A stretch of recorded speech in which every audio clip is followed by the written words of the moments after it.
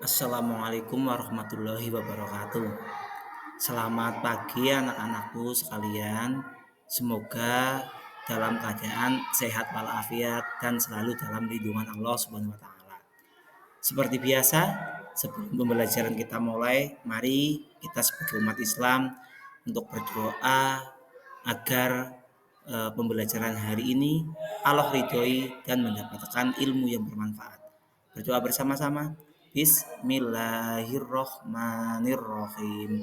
Robbi sidni ilman warzuqni fahman. Amin. Sebelum pembelajaran dimulai, Pak Guru menyampaikan materi pada pertemuan kali ini. Anak-anak nanti harus mengetahui capaian pembelajaran apa yang akan Pak Guru sampaikan pada kesempatan kali ini. Yang pertama, nanti peserta didik atau anak-anak semua memahami sifat-sifat bagi Allah dan beberapa Asmaul Husna. Yang kedua, peserta didik memahami Asmaul Husna Allah, Al-Wahhab, dan Al-Kabir. Yang ketiga, peserta didik mampu menghafal Asmaul Husna Allah, Al-Wahhab, dan Al-Kabir. Anak-anak juga perlu memahami tujuan pembelajaran. Yang pertama, siswa dapat menyebutkan dan memahami arti Asmaul Husna, Al-Wahhab, dan Al-Kabir. Yang kedua, siswa dapat mengartikan Asmaul Husna, Al-Wahhab, dan Al-Kabir. Yang ketiga, siswa mampu memberikan contoh perilaku dalam kehidupan sehari-hari yang mencerminkan sifat Al-Wahhab dan Al-Kabir. Yang berikutnya, siswa dapat mensyukuri nikmat Allah Subhanahu wa taala yang mencerminkan dari sifat Al-Wahhab dan Al-Kabir. Sebelum Pak Guru menyampaikan materi tentang Asmaul Husna, Al-Wahhab, dan Al-Kabir, terlebih dahulu Pak Guru akan menyampaikan pengertian dari Asmaul Husna. Apa sih Asmaul Husna itu? Asmaul Husna adalah kumpulan nama-nama baik Allah Subhanahu wa taala yang disebutkan dalam Al-Qur'an yang jumlahnya ada 99. Namun sebenarnya nama-nama Allah itu tak terhingga. Dengan mempelajari dan memahami Asmaul Husna, kita dapat lebih dekat kepada Allah Subhanahu wa taala, meningkatkan keimanan dan meneladani sifat-sifatnya dalam kehidupan sehari-hari khususnya. Asmaul Husna yang akan kita pelajari pada kesempatan kali ini yang pertama adalah Al-Wahhab. Al-Wahhab memiliki arti yang maha pemberi.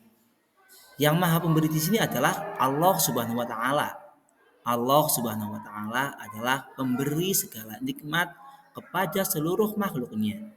Tidak hanya kepada manusia, tetapi juga kepada tumbuhan, hewan, dan segala yang ada di alam semesta ini, semua makhluknya Allah lah pemberi segala nikmat.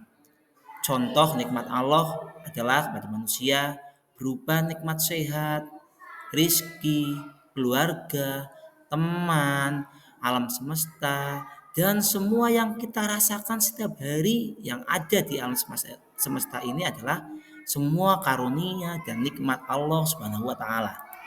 Setelah kita mempelajari dan mengetahui tentang Asmaul Husna, Al-Wahhab, kita dapat mengambil hikmah atau manfaat meneladani Asmaul Husna, Al-Wahhab. Yang pertama yaitu selalu bersyukur secara lisan dan perbuatan. Kedua, menjadi lebih peduli terhadap sesama. Yang ketiga, menjaga lingkungan sekitar dan alam semesta. Yang keempat, menjaga tanah air sebagai anugerah Allah Subhanahu wa taala yang luar biasa. Yang kelima, melakukan perbuatan baik sebagai ibadah kepada Allah Subhanahu wa taala. Yang keenam, memperoleh ketenangan dalam hidup. Yang ketujuh, menjadikan kita lebih tawakal pada Allah Subhanahu wa taala. Asmaul Husna yang kedua yaitu Al-Kabir. Al-Kabir artinya yang maha besar. Allah Subhanahu wa taala adalah zat yang paling besar dan tidak ada yang dapat menandingi kebesarannya. Kebesaran Allah itu meliputi segala yang ada di alam semesta ini. Semua itu hanya milik Allah Subhanahu wa taala.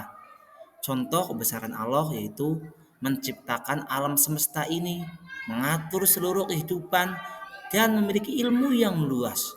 Kebesaran Allah itu tak terhingga dan tak ada batasnya. Berbeda dengan manusia sebagai makhluk itu memiliki batasan dan hanya beberapa kecil saja. Semua itu adalah kebesaran Allah Subhanahu wa taala.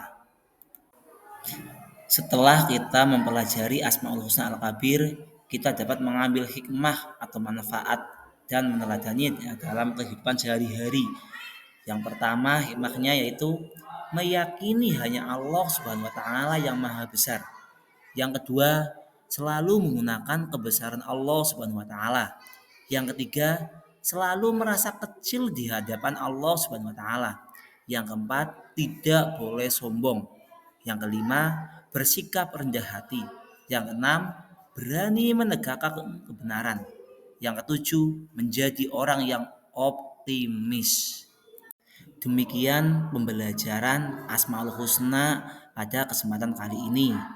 Semoga setelah kita mempelajari Asmaul Husna Al-Wahhab dan Al-Kabir, kita tidak hanya memahami dan tahu artinya saja, akan tetapi kita dapat menerapkan dalam kehidupan sehari-hari yang mencerminkan dari Asmaul Husna khususnya Al-Wahhab dan Al-Kabir.